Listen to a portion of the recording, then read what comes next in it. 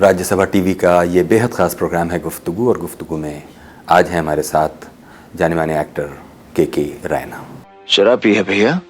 हाँ पी है, हाँ पी है मैंने शराब। अरे बहुत दिनों के बाद मैंने वो किया है जो मेरे मन ने कहा। के रैना। जाने माने अभिनेता के रैना का जन्म कश्मीर के श्रीनगर में हुआ। अपने बचपन के दिनों को याद करते हुए के रैना ने गुफ्तगू में अपने बीते दिनों के संघर्ष को साझा किया। साथ ही साथ राज्यसभा टीवी पर शुरू हुए धारावाहिक संविधान में निभाए के मुंशी के किरदार और श्याम बेनेगल के साथ काम करने का अनुभव बांटा। We will abolish them when we do not need them. नहीं, हमें अपने लिए एक समय सीमा तय करनी पड़ेगी।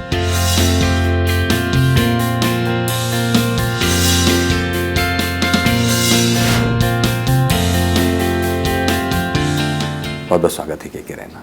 थैंक यू, शुक्रिया। हमें बताइए कि हम जानते हैं कि थिएटर से आपकी शुरुआत हुई है जी। थोड़ा पीछे जाकर सरसरी तौर पर अगर हम ये जानें कि थिएटर यानी कि नेशनल स्कूल ऑफ ड्रामा में ट्रेनिंग करने आने से पहले वो क्या हालात थे जिसमें आप एक्टिंग की दुनिया में आए? देखिए, इस सवाल का जवाब मैं खुद अभी तक ढूंढने की कोशिश कर रहा हूँ कि यार आखिर क्या था, क्योंकि मैं कश्मीर से हूँ और वहाँ ऐसा माहौल नहीं है कि जहाँ पर थिएटर को बहुत अच्छा माना जाए, और बहुत कम लोग थिएटर करते थे। हाँ, ये ज़रूर है कि हमारे यहाँ उन दिनों धार्मिक ड्रामा बहुत होते थे, तो मेरे पिताजी मुझे ले जाते थे देखने के लिए। नल दमयंती, शिव का कुछ ऐसी चीज़ें, इस तरह की चीज़ें मुझे वेगली याद है। आई वॉज वेरी यंग, तो वो एक इन्फ्लुएंस था। लेकिन एक्टिंग और ड्रामा में रुचि कैसे हुई ये बताना बहुत मुश्किल है, क्योंकि ये कैसे हो मैं आज तक कुछ समझ नहीं पाया हूँ। कभी कभी सोचता हूँ कि जब हम when we go back to our life and कि यार आखिर ऐसा क्या था। मुझे लगता है कि मेरे फादर जो तो फिल्में बहुत देखते थे, मैं भी फिल्में बहुत देखता था, कि फिल्मों को देखकर कहीं ना कहीं शायद ये रुचि अपने में आ गई कि मैं भी नाटक करूं। तो फिर जो छोटे मोटे नाटक के वहाँ पे ग्रुप्स थे जो काम करते थे, उनके पास गए, उनको देखना, समझना। और लेकिन एक चीज़ बहुत इंटरेस्टिंग थी मुझ में, वो भी कैसी थी पता नहीं, कि मुझे लगा था कि मेरी आदत है कि हर एक चीज़ को बहुत बारीकी से और पूरी तरह से समझने की। मैं कोई ऐसा काम करना नहीं चाहता हूँ कि जिसकी पूरी मतलब तहकीकात मैं पहले नहीं करूँ। तो जब शुरू किया थोड़ा बहुत एमेचर लेवल पे ड्रामा वामा करना, तो लगा कि यार ये कुछ इनकम्प्लीट सा काम है, ये मुझे पूरी तरह से आ नहीं रहा है। और जो हमको सिखा रहे हैं, जो डायरेक्टर्स थे, जो प्रोड्यूसर्स थे, जो बेचारे कर रहे थे काम, उनको भी एक हद तक ही कुछ मालूम था, उसके आगे कुछ मालूम नहीं था। तो मैंने ये खोज ज़रूर की कि यार अगर इस विधा को सीखना है, अगर ड्रामा को सीखना है, तो कहीं ना कहीं तो इसकी पढ़ाई होती होगी। तो फॉबिन बॉवर्स की किताब है थिएटर इन द ईस्ट, मैं गलती से पता नहीं मैं एसपी कॉलेज में पढ़ा था, वहाँ कॉलेज में देखी मैंने वो पढ़ी, तो इब्राहिम अलकाजी साहब का नाम मैंने उसमें पढ़ा और नेशनल स्कूल ऑफ ड्रामा का नाम पढ़ा। तो उन दिनों एक ऐसी उम्र होती है जहाँ पे आप शायरी भी करते हैं, डायरी भी लिखते हैं। तो मैंने डायरी में लिखा कि वो मेरे लिए मेरी ज़िंदगी का सबसे अहम दिन होगा अगर मैं इस स्कूल में जा पाऊँगा। और देखिए, डेस्टिनी ऐसा काम करती है कि वहाँ से ड्रामा स्कूल से ट्रेन एक मैं उनको गुरु मानता हूँ, मिस्टर MP शर्मा, वो आए थे कल्चरल एकेडमी में। उन्होंने वहाँ पे वर्कशॉप शुरू की। मैं उस वर्कशॉप में गया, उन्होंने देखा तो उन्होंने कहा कि तुम्हारी जगह ये नहीं है, तुम नेशनल स्कूल ऑफ ड्रामा जाओ। और उसके बाद मैं नेशनल स्कूल ऑफ ड्रामा गया, उनकी मदद से उन्होंने मुझे तैयार किया, मतलब इंटरव्यू के लिए सारी प्रिपरेशन उन्होंने करवाई। मुझे कुछ मालूम था, बट देखिए एक बहुत छोटे से शहर से आया था मैं, और ज़्यादा मतलब बिल्कुल एक्सपोजर था नहीं, और बिल्कुल ये नहीं मालूम था कि एक्चुअली थिएटर, वर्ल्ड थिएटर की क्या बात है कुछ है, क्योंकि हमारे पास ना तो कुछ किताबों की मतलब सुविधा थी, न किताबें मिलती थी, ना और कुछ एक्सपोजर था। फिल्में थी बस, हिंदुस्तानी फिल्म। तो मैं गया, तो मैंने जब इंटरव्यू दिया तो अल्लाह की मेहरबानी थी कि मैंने वो पास किया इंटरव्यू, तो मुझे नेशनल स्कूल ऑफ ड्रामा से स्कॉलरशिप मिला और मैं ड्रामा स्कूल में आया और पढ़ाई की। लेकिन ये जो था अलकाजी का जिस किताब में आपने जिक्र पढ़ा, उस वक्त आप क्या कर रहे थे? और आपने कश्मीर तो कहा, लेकिन उसमें कहाँ, किस शहर में? श्रीनगर, प्रॉपर श्रीनगर में था। मैं कश्मीरी हूँ, प्रॉपर श्रीनगर में रहता था। कॉलेज में पढ़ता था, और कॉलेज में देखिए ये एक्टिविटीज़, कल्चर एक्टिविटी चलती रहती है, गाना बजाना वो ये, बट मुझे नहीं लगता कि उस वक्त इतना बहुत ही सीरियस स्टफ था वो। तो बट फिर भी एक यंग हम देखते हैं ज़रा भाई क्या होता है, चलो वहाँ डांस में भी पार्ट लेंगे, वहाँ कुछ और भी मतलब यंग लड़कियाँ होंगी, वो सब कुछ चल रहा था। तो उसी चक्कर में ऐसे देख के जब मैंने किताब पढ़ी तो मुझे लगा कि अगर इस चीज़ को मतलब करना है मुझे, क्योंकि कंपटीशन की सेंस और एक परफेक्शन का एक की आदत आज भी है कि मतलब नहीं, ये काम तो अगर करना तो ढंग से करना, वरना नहीं करना। मैंने कोई ऐसा काम ज़िंदगी में नहीं किया है जहाँ मुझे लगा कि भाई मैं सही तरह से नहीं कर पा रहा हूँ और मुझे पूरी उसकी मालूमात नहीं है। तो जब वो किताब पढ़ी, ये एक एक्सीडेंट है, दीज आर ऑल, अगर कल को मैं अपनी किताब लिखूं तो they are all share accidents, ऐसा कोई प्लान चीज़ नहीं थी। कहाँ वो किताब मेरे हाथ में आई, कहाँ मैं लाइब्रेरी में गया, कहाँ फिबन बॉबर्स की किताब थिएटर इन दिस पढ़ी और अलकाजी साहब national school of drama Delhi. आप यकीन कीजिए मुझे दिल्ली के बारे में नहीं मालूम था। कश्मीर से मतलब आपको मालूम है कि मानहल टनल है, उसके इधर तो दुनिया अलग है और उधर दुनिया बिल्कुल अलग है। तो बिल्कुल ऐसा दिल्ली भी मेरे लिए एक नया एक्सपीरियंस था कि आपको एक बताऊँ, जब मैं ड्रामा स्कूल आया और जब पहले मैं पटेल नगर में रहने लगा, कुछ दूर के रिश्तेदार थे, घर वालों ने कहा वहाँ रहना जब तक तुम्हारा हॉस्टल हो जाएगा। मैं वो सड़क क्रॉस नहीं करा, it took me 20 minutes to cross the road because उतना ट्रैफिक मैंने लाइफ में नहीं देखा था। सो द पॉइंट इज ये सब it was destiny because I was supposed to be doing this, मुझे ये करना था। तो वो कैसे ये रास्ते खुद बनते गए और खुलते गए और मैं यहाँ तक पहुँच गया, वरना रामा मतलब MP शर्मा का मिलना ये महज सारे इत्तेफाक है। तो मुझे लगता है कि नियति आपसे करवाती है और वो जो है ना वो बहुत इंटरेस्टिंग चीज़ है लाइफ में कि आपको पता नहीं चलता, आप उसको नियति कहिए, गॉड कहिए, खुदा कहिए, ईश्वर कहिए, वो कैसे आपका हाथ पकड़ के आपको चला लेता है बिकॉज वो आपसे वो काम करवाना चाहता है। उसने आपको इस दुनिया में भेजा है ये काम करने के लिए। तो इसलिए मैं कभी दुखी नहीं होता हूँ। जब शुरू में जिसको हम स्ट्रगलिंग पीरियड कहते थे कि हमारे पास काम नहीं होता था, हम थिएटर में मतलब आपको मालूम है पैसा वैसा है नहीं, तो बाहर बैठे रहते थे। MK रैना, बंसी कोल, ये सब उनके साथ, ये मेरे सीनियर्स थे कश्मीर से, उनसे बात करता था कि भाई क्या होगा।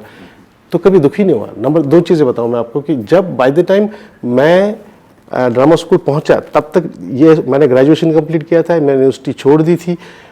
इस बीच में मुझे AG ऑफिस में, अकाउंटेंट जनरल ऑफिस में ऑडिटर की जॉब भी मिली थी, जिस वजह से मेरे घर में कोहराम मच गया कि ये लड़का जो है क्या हो गया, इसको ये इतना बड़ा करियर छोड़ के क्या करने जा रहा है भांडगिरी, यू नो। तो ये सब छोड़ के मैं जब आया था ये करने के लिए कि मुझे सीखना है, तो मैंने कभी रिग्रेट नहीं किया, कभी पछताया नहीं कि अगर मुझे एक ही वक्त रोटी खानी पड़ी, क्योंकि मैंने चूज़ किया था वो। मुझे लगता है कि आदमी को, एक इंसान को अपने डिसीजंस पे बिल्कुल वो रहना चाहिए, स्ट्रांग रहना चाहिए कि भाई ये तो आपका अपना डिसीजन है, किसी ने आपको कहा नहीं है। वरना मुझे लगता है कि अगर आज मैं रिटायर भी हुआ होता, AG ऑफिस में पता नहीं क्या पोस्ट पे होता, शादी वादी करके 4-5 बच्चे इधर उधर होते खेलते, लेकिन ऐसा होना नहीं था। इसलिए ये हुआ और I am happy, I was always happy because I never felt bad. Because लोग मुझे कहते हैं कि तुम इतना, यार सब अब दोस्त कहते थे कि यार इतनी परेशानी है, तुम हंसते क्यों रहते हो यार, I never seen you sad, you know. तो मैंने कहा नहीं, इसलिए क्योंकि ये मेरी चॉइस है भाई, तो मुझे अपनी चॉइस की इज्जत करनी है। So I can never be unhappy, because मुझे कभी करूँगा भी नहीं और मैं चाहूँगा भी कि ऐसा कुछ हो जाए कि मैं अनहैप्पी हो जाऊँ, क्योंकि मैंने ये चुना था खुद और मैं अपने चुनाव की कदर करता हूँ, उसकी इज्जत करता हूँ। तो ऐसे ये माहौल हो गया और उसमें ड्रामा स्कूल तक पहुँच गए। वो तो ठीक है, आपका कहना है। एक तो डेस्टिनी की बात आपने की, सर्कमस्टांसेस की बात की, और होता है, आपने कहा कि आपको जहाँ पहुँचना होता है आखिरकार आप वहाँ पहुँच जाते हैं। लेकिन जब आप उसके लिए कोशिश कर रहे होते हैं, मिसाल के तौर पर MP शर्मा का वहाँ आना, अलकाजी का नाम उसमें पढ़ना और ये ड्रीम करना कि मैं एक दिन NSD चला जाऊँगा, उससे अलग खुद वहाँ श्रीनगर में एक घर होता है जिसमें पेरेंट्स होते हैं, आपके भाई बहन होते हैं, और उसमें आपको अब नेविगेट करना होता है। क्या वो भी इतना ही आसान था? बहुत मुश्किल था, आसान नहीं था, बहुत मुश्किल था। आपको ये बात बताऊं कि जब मैं डायलॉग याद करता था कि मैं बिस्तर में सोता था और बिस्तर में डायलॉग अंदर अंदर चुप चुप बोलता था, तो मेरी माँ कहती थी कि इसको क्या बीमारी होगी, क्या रात को क्या बोलता है। अच्छा। किसी को, मैं उनको ये नहीं कह पाता था कि यार ये मेरी लाइन है। हाँ। मैं अपने डायलॉग याद करता हूँ। और दूसरी बात क्या है कि जैसे थिएटर को बहुत अच्छी नज़र से, निगाह से नहीं देखते थे कश्मीर में। अभी भी छोटे शहरों में इसको बहुत बड़ा, अब तो टेलीविज़न की वजह से थोड़ा प्रोफेशन को थोड़ी इज्जत मिल गई, अदरवाइज तो ये क्या है, ये भांडगिरी क्या है, क्या कर रहे हो तुम, क्यों अपने करियर के साथ बर्बादी कर रहे हो, तुम पढ़ाई नहीं करते हो। कन्विंस करना पड़ा लोगों को। जब मैं ड्रामा स्कूल में सिलेक्ट हुआ, ये किस्सा भी थोड़ा लंबा ना हो जाए, कि हुआ कि जब मैंने सुना अपने माँ बाप को, मैंने कहा मुझे जाना है इंटरव्यू के लिए, आप मुझे बस 500 रुपये दीजिए, मुझे वहाँ तक ट्रेन का खर्चा दीजिए, मुझे तो जाना है। तो मुझे मालूम है मेरे फादर ने कहा, बिकॉज मैंने बताया था कि वो फिल्म बफ थे, बहुत फिल्म देखते थे, उनके नज़र में एक्टर दिलीप कुमार थे, राजेंद्र कुमार थे, देवानंद थे, वो पर्सनैलिटीज़। तो वो जब अपने बेटे को देख रहा था, कहता है यार क्या बावला होगा ये क्या करेगा, क्या एक्टर बनेगा। तो मैंने ये बात सुनी अपने माँ बाप की नींद में कि हमारे एक ही कमरे में, कि हम कश्मीर में, जैसे यहाँ पे मेरे फादर मदर सो रहे थे, यहाँ पे बच्चे सो रहे हैं, तो मैं जगह हूँ, डिस्कशन मेरे पे हो रही है। वो उसको कहता है देखो 500 रुपये देते हैं कि वहाँ पर तुमको मालूम है एक्टर क्या होते हैं, मतलब ये कहाँ ये उसको शौक है, ये वापस आएगा, लेकिन कम से कम उसकी तमन्ना तो पूरी हो जाएगी। तो मैं बड़ा खुश हुआ, मैंने कहा चलो एक स्टेप तो पार कर दिया। तो उन्होंने दे दिया मुझे, बट उनको ये नहीं मालूम था। वंस अगेन मैं बताऊँ कि destiny is playing a different, is playing a game with them also. तो मैं गया, तो I was selected and selected with scholarship, so there was no point. उनके पास कोई, अगर उन्होंने कहा था हम पैसे नहीं देंगे, अगर तुमको जाना है तो पैसे से घर से कुछ मत करना। तो मैंने जब मतलब इंटरव्यू दिया, सिलेक्शन हुआ स्कॉलरशिप के साथ, अब उनके पास कोई चारा ही नहीं था। कई बार मेरी माँ बहुत दिनों तक रोती रही। देयर वाज मतलब आप समझिए कि पहले 3-4 महीने तक बिल्कुल ही एक साइलेंस था between parents and me, because they thought that he has not listen to us. I mean एक रेबल है, बिल्कुल रेबल ही था उस ज़माने में रेबल ही कहूँगा मैं था। बातचीत नहीं हो रही थी, और मैंने अपने फादर को कहा कि मैं मुझे कुछ पैसा नहीं चाहिए आपके साथ, आप ये मत सोचिए कि मैं आप पर कभी आश्रित हो जाऊँगा, ये आपसे वादा है, लेकिन ये मेरा शौक़ है, मैं चाहता हूँ कि मैं करूँ, तो इसलिए प्लीज़ आप मुझे अलाउ कीजिए। चला गया मैं बताना चाहता हूँ कि 3 साल ड्रामा स्कूल करने के बाद तक भी देयर वाज अ थॉट, एक साइलेंस था कि ये क्या कर रहा है। क्योंकि सब लोग, जब मैं छुट्टी में जाता था तो अच्छा बेटा आ गए हो, ठीक है, क्या करते हो तुम, मैं ड्रामा स्कूल, लेकिन हाँ ठीक है, वो तो ठीक है, लेकिन करते क्या हो तुम। तो ये समझ नहीं आता था कि ये कुछ करना है। तो फिर क्या हुआ कि लकीली जब मैं रेपर्टरी कंपनी में आया, तो NST नेशनल रेपर्टरी कंपनी का एक फेस्टिवल जम्मू में हुआ।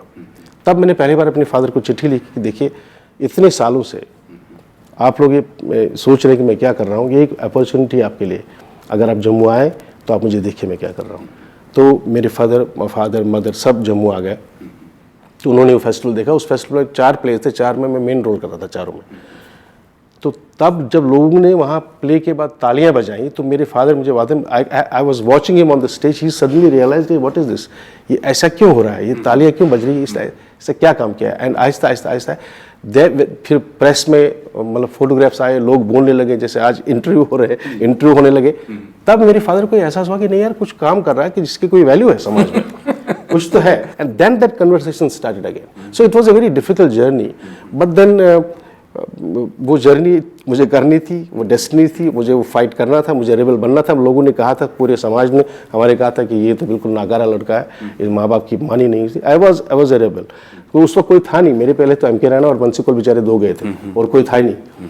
तो मैं नहीं कहूँगा कि बहुत आसान था वो उनका। I am not blaming them, because the fact is उनकी लाइफ, उनका जो लाइफ का दायरा था वो अपने हिसाब से उन्होंने सोचा था। उनको लगा था कि लड़की को AG ऑफिस में जॉब मिल गई है, अच्छा करियर है, मतलब पता नहीं सर मतलब क्या ऑफिसर होकर रिटायर हो जाएगा, कि why is he playing with this life. I think I am not feeling bad, but they had their own point of view and I respected that, I understood that कि वो क्यों परेशान है। इसलिए परेशान है कि वो मुझे दुखी नहीं देखना चाहते थे।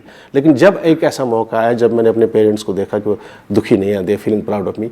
और मुझे एक इंसिडेंट याद है कि पृथ्वी में हम थिएटर एक प्ले कर रहे थे, गूंज एक प्ले किया था हमने, जिसको मैंने डायरेक्ट भी किया था। तो उसमें it's a story about grandfather and grand daughter. तो मेरे पेरेंट्स यहाँ पे थे। वो जब भी रेन्स होती है ना, बारिश होती है, तो मैं यहाँ पे बुलाता था, तो उनको हमने बुलाया। तो हम इलाजी और मैं इकट्ठे काम करते हैं, सुनने हमारा थिएटर ग्रुप है। तो इन्होंने मुझे सरप्राइज दिया, मुझे मालूम नहीं था। तो क्या हुआ कि जब प्ले खत्म हो गया, तो उन्होंने कहा कि भाई देखिए ये कहानी ग्रैंडफादर और हमारे पास यहाँ पे एक और ग्रैंडफादर है, हम उनको फेलिसिटेट करना चाहते थे। Which was a big surprise for me, because इलाजी और अंजुला जी हमारे जो ग्रुप के मेंबर है, सीनियर मोस्ट मेंबर्स हैं, तो उन्होंने आके उनको स्टेज पर बुलाया, उनको मालाएँ पहनाई।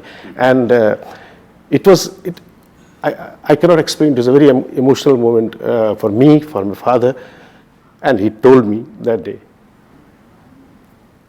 "Beta, I'm proud of you." So the journey was not pleasant so far parents and I am concerned, but otherwise it was wonderful. I have enjoyed doing what I am doing, and जो कुछ भी आज हूँ अपनी मेहनत से हूँ।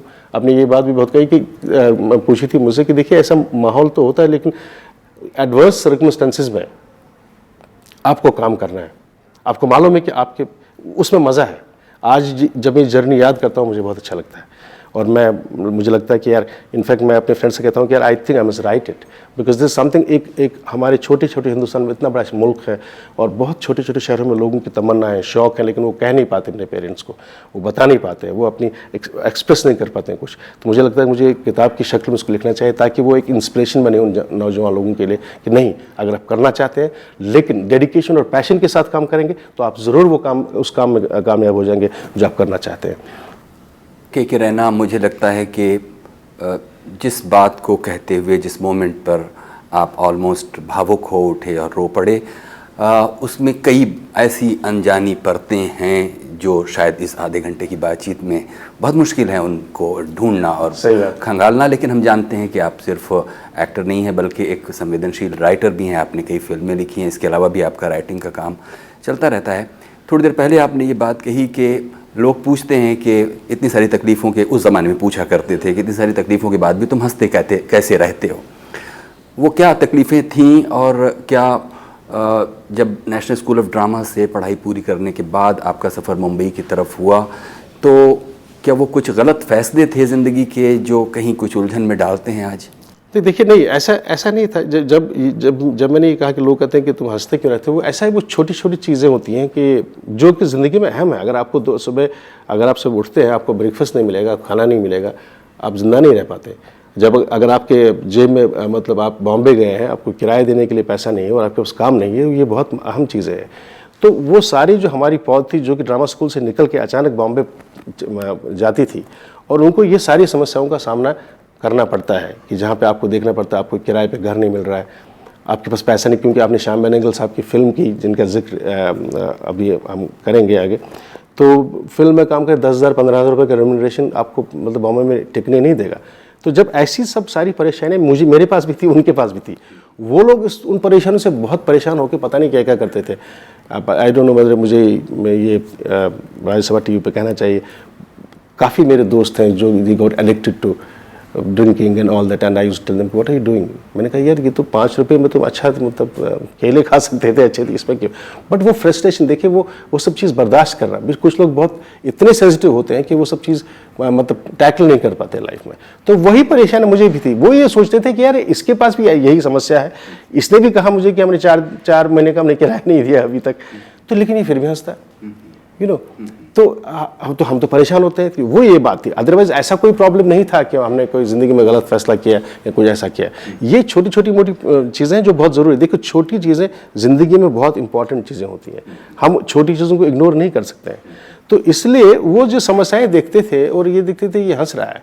मैंने कहा देखिए 2-3 चीज़ें हैं। एक तो अगर मेरा जूनियर ड्रामा स्कूल का कोई जूनियर बहुत अच्छा कर रहा है तो मुझे बहुत अच्छा लगता था और मुझे कभी जेलसी नहीं होती थी कभी किसी से, आज तक नहीं हुई कभी किसी से जेलसी कि भाई वो आगे बढ़ गया मैं पीछे क्यों। अरे भाई हर एक अपना अपना काम कर रहा है, मुझे अपने काम में विश्वास है, मुझे मालूम है मैं जो कर रहा हूँ वो आदमी नहीं कर सकता है, यू नो। क्योंकि ज़िंदगी में आप हर एक चीज़ मतलब डिटेल्ड आप वैसे ही हो जाए ये ज़रूरी नहीं है। आपको कहीं ना कहीं इधर उधर मतलब डाइवर्ट मोड लेने पड़ते हैं ताकि आगे बढ़ जाए। तो एक तो ये, दूसरी बात ये थी कि मैंने कहा ना कि बार बार मैं कहता हूँ, आज भी मैं कह रहा हूँ कि चूंकि ये मेरी अपनी चॉइस थी, ये मैंने खुद का डिसीजन था, इसलिए मुझे दुखी होने का कोई कारण नहीं था। क्योंकि मैं तो अच्छा खासा पढ़ाई की थी, अच्छी खासी नौकरी थी, मैं करता तो अच्छा खासा मतलब एक मिडिल क्लास गृहस्थी तो बहुत अच्छी जीता मैं। लेकिन अगर मैंने ये डिसीजन ले लिया against parents' wishes, against everybody's wishes, I think I had to stand by my decision and I was very happy about what I'm doing. And let me tell you one thing, मैं जो कुछ कर रहा हूँ अभी भी, जैसे चाहे नाटक करता हूँ, चाहे मैं फिल्म में काम करता हूँ, जो भी काम करता हूँ, आप बहुत कम काम करता हूँ, लेकिन वो काम करता हूँ कि जो कल को मैं अगर आई विल बी प्राउड, अगर जिस दिन मैं छोड़ूंगा कि भाई आपने रिटायर हो गया था अब मैं नहीं कर सकता, I will look back at my life and I will feel proud of it and I will say it with great confidence that this is what I've done, this is my work, this is my shelf life as an actor, as a director, as a writer, because this is what I've done. So the point is that gives you the kick. See, अभी मैं 3:30 बजे रात तक अभी shooting करके आया हूँ जयपुर से, मतलब फिल्म की शूटिंग चल रही है। हम रास्ते में बात कर रहे थे, इलाजी से बात कर रहे थे कि कैसा हुआ क्या हुआ। I mean that is my food. मैंने कहा यार बहुत अच्छा काम हुआ, बड़ा मज़ा आया, you know. So the point is आप जो काम करना चाहते हैं, अगर वो ईश्वर आपको वो मौका दे कि जो आप चाहते हैं वो कर रहे हैं, तो इससे बड़ी आप तो बड़े भाग्यशाली हैं, बहुत है। हम तो चाहते थे कि रैना जी की ये बातचीत काफ़ी लंबी चले, इतनी लंबी कि हम वो सारी बातें समेट लें, क्योंकि अभी एक तशनगी, एक खालीपन, एक प्यास रह जाती है। ये भी जानना मेरे लिए दिलचस्प होगा कि एक आदमी जो कि कश्मीर की एक ऐसी जगह से निकलकर थिएटर की दुनिया में आया जहाँ से इक्का दुक्का लोग थिएटर में आए, लेकिन आज की तारीख में थिएटर या सिनेमा या एक्टिंग या परफॉर्मिंग आर्ट उसकी रोज़ी रोटी है, तो वो खुद कैसे एक ऐसे स्टेट से आकर वो कैसे इस फील्ड को देखता है वगैरह। मैं चाहता था कि इस पर बातें होती, लेकिन शायद वक्त इजाज़त नहीं देगा। अगर आप सरसरी तौर पर कुछ कहना चाहें तो ज़रूर कहिए। देखिए काफ़ी बदलाव आ गया। देखिए क्या है कि ऑप्शंस बहुत मिल गए। जब हम थे तब ऑप्शंस नहीं थे, सिर्फ थिएटर था, दूरदर्शन था और कुछ नहीं था एज एन एक्टर काम करने के लिए। लेकिन आज चूँकि अब प्राइवेट चैनल्स आ गई हैं, और सबसे बड़ी बात ये है कि पेरेंट्स ने रिकॉग्नाइज किया इसको एज ए प्रोफेशन। आजकल पेरेंट्स बहुत प्राउडली अपने बच्चों को कहते हैं जाओ टेलीविज़न में, रियलिटी शो में जाओ, वहाँ कम्पीट करो, उनको एनकरेज करते हैं। ये जो मूवमेंट हुआ ये बहुत अच्छा एक मूवमेंट है, इसलिए मैं इसको बहुत एक पॉजिटिव चीज़ मानता हूँ कि मुझे लगता है कि ये अब लोग बड़ी हिकारत से नहीं देखते हैं कि वो एक्टर है, वो लोग बड़े अरे या तो एक्टर है, टेलीविज़न का एक्टर है या थिएटर का एक्टर है। वो बदलाव बहुत अच्छा है और मुझे लगता है कि आजकल के नौजवानों के लिए बहुत अच्छे, बहुत एवेन्यूज़ खुल गए हैं काफ़ी तरह के। और मुझे लगता है कि they should do if they like to act. अगर उनको एक्टिंग करना है या इस फील्ड में आना है, चाहे वो फिल्म बनानी है, डायरेक्ट करना है या प्ले डायरेक्टर बनना है, जो भी करना है, तो इस वक्त एवेन्यूज़ बहुत अच्छे हैं। This is the opportunity. ये एक मौका है इस वक्त जहाँ पे वो अपनी प्रतिभा को मतलब दिखा सकते हैं। और आखिर में चलते चलते आपसे ये ज़रूर जानना चाहेंगे कि रैना जी कि ये जो संविधान के बनने की प्रक्रिया पर ये जो धारावाहिक है जो श्याम बेनेगल जी ने बनाया, जिसमें आप कन्हैया लाल माणिक लाल मुंशी का रोल कर रहे हैं, इस रोल को करने और इस कैरेक्टर के बारे में कुछ हमको बताइए। देखिए ऐसा है कि मैं कन्हैयालाल माणिकलाल मुंशी की मैंने किताब पढ़ी थी, because he was a writer, is a very fine writer. तो उन्होंने कृष्ण पे किताब लिखी थी जो मैंने पढ़ी थी पहले। मुझे नहीं मालूम था कि he is part of constitution, उन्होंने बनाया था। और ये हमको मालूम था कि भाई भवंस कॉलेज जो है एजुकेशनिस्ट थे, तो ये उन्होंने सब कुछ ही किया है। जहाँ जहाँ भवंस कॉलेज देखेंगे वो मुंशी जी ने किया है। तो जब ये रोल मिला तो इट वाज वो भी अच्छा। ये कृष्ण की किताब भी मैं कुछ 1-1.5 महीने पहले पढ़ रहा था। मैंने कहा ये क्या हुआ यार है, तो मुझे श्याम बाबू ने कहा ये रोल करो। तो देखिए कैसा है कि मतलब मैं नहीं कहूँगा कि मैंने पूरी डिटेल सर्वे की है इसके कैरेक्टर की, ऐसा नहीं किया मैंने। I talk to Shyam ji ने कहा कि ये एस्पेक्ट्स है इस कैरेक्टर के, this is what he was, I noted that कि ये चीज़ें हैं।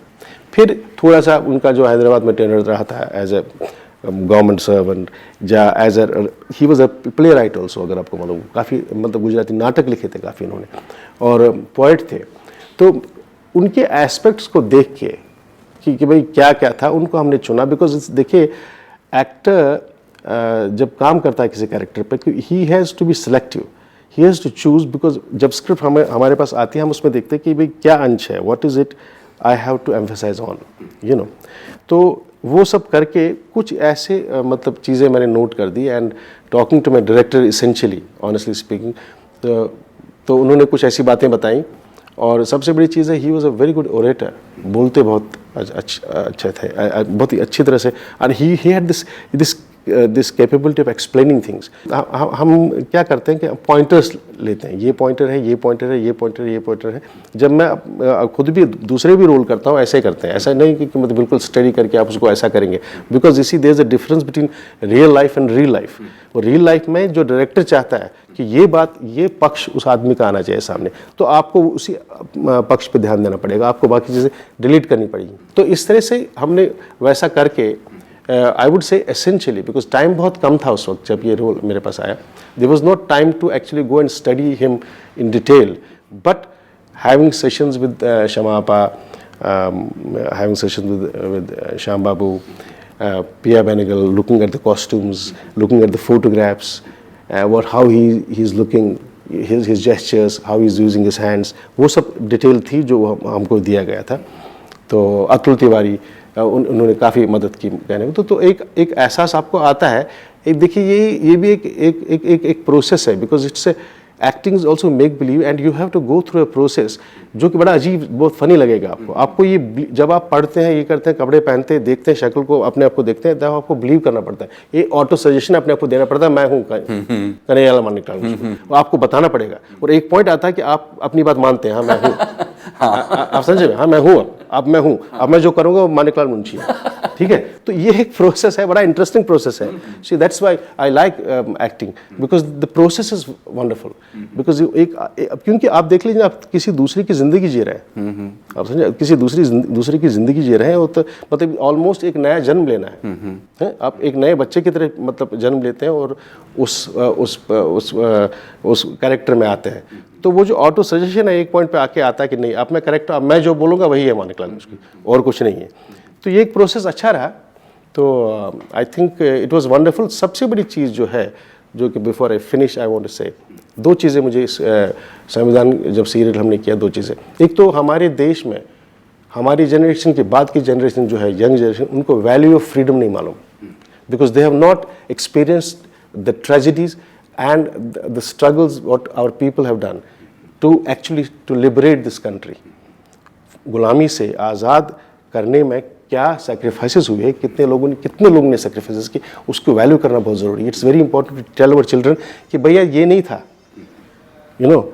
एक तो फ्रीडम का, दूसरा जिस कॉन्स्टिट्यूशन की हम बात करते हैं कि इसमें कितने लोगों ने कितना इन्वॉल्वमेंट करके इस कॉन्स्टिट्यूशन को बनाया है, जो कि एक बिल्कुल गीता कुरान की तरह आज हमारे पार्लियामेंट में रखी जाती है। इसकी कदर करना बहुत ज़रूरी है। तो ये जो आप लोगों ने जो ये स्टेप लिया है, श्याम बाबू ने और आप राज्यसभा टेलीविजन ने, I think it's a wonderful thing. और मैं चाहता हूँ कि ये हर नौजवान, हर स्कूल में, हर कॉलेज में ये बच्चों को बताया गया, भाई this is what constitution, this is what it was framed. Because I think जब आदमी को, बच्चे को ये पता चले कि यार इतनी स्ट्रगल के बाद, इतनी कन्वर्सेशंस के बाद, इतने लोगों के योगदान के बाद ये चीज़ बनी है, तो वो उसको वैल्यू करना सीखेगा, ऑटोमेटिकली सीखेगा। तो ये बहुत ही बड़ा अनुभव रहा and I am very happy कि ये एक इस तरह का काम हुआ है, तो जो कि बहुत ज़रूरी था। या मुझे लगता है हमारे देश में खासकर जहाँ एजुकेशन बहुत कम है, अगर ये किसी तरह से भी टेलीविज़न के माध्यम से, आपके माध्यम से ये लोग गांव-गांव तक पहुँचे ये बात। हालांकि हमने देखिए जब हम कर रहे थे तो हमारे पास एक बहुत बड़ा प्रॉब्लम ये था कि यार इसमें मैक्सिमम लोग जो, जैसे अम्बेडकर जी अंग्रेज़ी के अलावा कुछ बोलते नहीं थे, उन्होंने सारी स्पीच अंग्रेज़ी में दे दी। तो अब सवाल ये कि अंग्रेज़ी में है तो हमारा जो अनपढ़ आदमी है, जो गाँव में रहता है, उसको क्या समझ आएगा। तो फिर हमने एक कंप्रोमाइज़ भी किया कि जहाँ जैसे कि मैं, मानिकलाल शाह, काफ़ी अंग्रेज़ी में बात की उन्होंने, तो हमने डिसाइड किया नहीं, अंग्रेज़ी में नहीं बोलेंगे, हिंदी में बोलेंगे। बिकॉज आइडिया ये है कि उन्होंने जो किया, उन्होंने जो बात की, वो उन आदमी तक पहुँचे।